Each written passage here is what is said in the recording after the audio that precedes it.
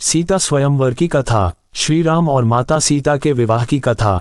मिथिला नरेश राजा जनक ने अपनी पुत्री सीता के विवाह हेतु स्वयंवर रचाया था, जिसका निमंत्रण उन्होंने महर्षि विश्वामित्र को भी भेजा था।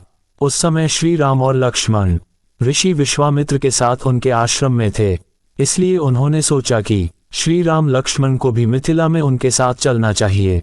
उसके बाद ऋषि विश्वामित्र राम और लक्ष्मण के साथ मिथिला नगर में पहुंचते हैं, जहां पर राजा जनक अतिथि रूप में उनका स्वागत करते हैं। राजा जनक ऋषि विश्वामित्र को कहते हैं कि उन्हें अति प्रसन्नता हुई है कि आप हमारे नगर में मेरी पुत्री सीता को विवाह के लिए आशीर्वाद देने आए हैं। अगले दिन राजा जनक के महल में दरबार लगता है, जिसमें देवी सीता का स्वयंवर रचाया गया था। देवी सीता के स्वयंवर में एक से एक महाभट राजा और महाराजा आए हुए थे।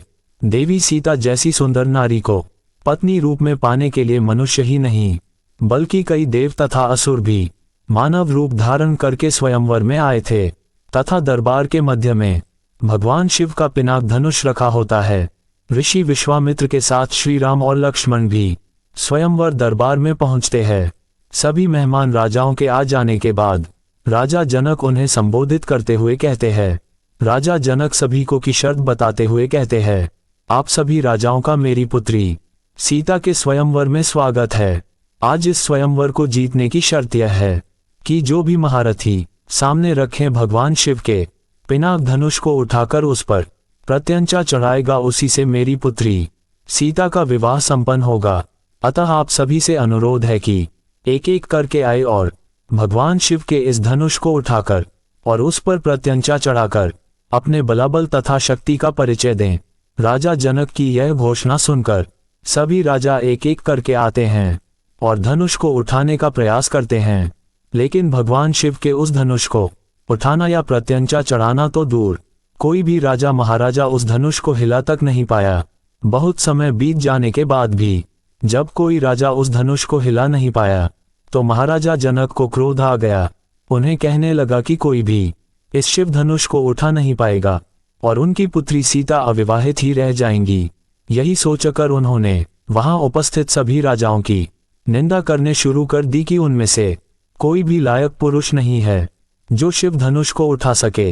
राजा जनक की ऐसी अपमानजनक बातें सुनकर लक्ष्मण जी को क्रोध आ जाता है और वह इसे श्री राम तथा रघुकुल का अपमान समझते हैं। लक्ष्मण जी राजा जनक को ललकारने लगते हैं कि वह उनके तथा श्री राम के सभा में होते हुए पूरी सभा को अयोग्य कैसे कह सकते हैं।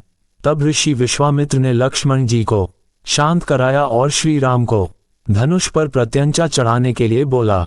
श्री राम विनम्र भाव से ऋषि विश्वामित्र जी को प्रणाम करके शिव धनुष की तरफ बढ़ते हैं, तो वहां पर उपस्थित राजा उनका उपहास करने लगते हैं, क्योंकि कहा जाता है कि उस समय भगवान राम की आयु लगभग 16 से 17 वर्ष की थी।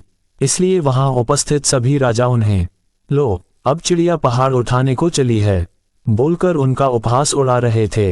लेकिन भगवान विष्णु के अवतार श्री राम सहर्ष भाव से शिव धनुष को प्रणाम करते हैं और केवल अपने एक ही हाथ से शिव धनुष को उठा लेते हैं, जिसे देखकर वहां उपस्थित सभी राजा हैरान रह जाते हैं। तभी श्री राम धनुष पर प्रत्यंचा चढ़ाकर उसकी डोरी को खींच देते हैं, जिससे वह शिव धनुष टूट जाता है और स्वयंवर की शर्त के अनुसार देवी सीता और श्री राम का विवाह हो जाता है। माता सीता श्री राम को वरमाला पहना देती हैं। श्री राम को अपने पति के रूप में स्वीकार करती है। ये देखकर राजा जनक तथा उनके परिवार जन की खुशी की कोई सीमा नहीं रहती। तब राजा जनक ऋषि विश्वामित्र को बधाई देते हुए उनका अभिनंदन करते हैं तथा श्री राम और देवी सीता के विवाह के आगे के कार्यक्रम के बारे में पूछते हैं। ऋषि विश्वामित्र राजा जनक को कहते हैं कि हे जनक, ये विवाह तो शिव धनुष के अधीन था, धनुष टूटते ही है विवाह तो हो चुका है, लेकिन फिर भी आपने कुल के रीति रिवाज के अनुसार ही आगे का कार्यक्रम बनाए। ऋषि विश्वामित्र के कहने पर जनकपुरी से राजा दशरथ के पास संदेश भेजा जाता है तथा उसके बाद दोनों परिवारों के द्वारा विचार करके राजा दशरथ के चारों पुत्रों का विवाह राजा जनक की चारों पुत्रियों से निश्चित कर दिया जाता है, जिसमें श्री राम के साथ देवी सीता, भरत के साथ मांडवी, लक्ष्मण के साथ उर्मिला तथा शत्रुघ्न के साथ श्रुति कीर्ति का शुभ विवाह संपन्न किया जाता है। दोस्तों, उम्मीद है कि आपको यह वीडियो पसंद आया होगा। इस पोस्ट को अपने दोस्तों और परिवार के साथ जरूर शेयर करें और वीडियो को लाइक करें, चैनल को सब्सक्राइब करें और भी ऐसे ही वीडियो देखने के लिए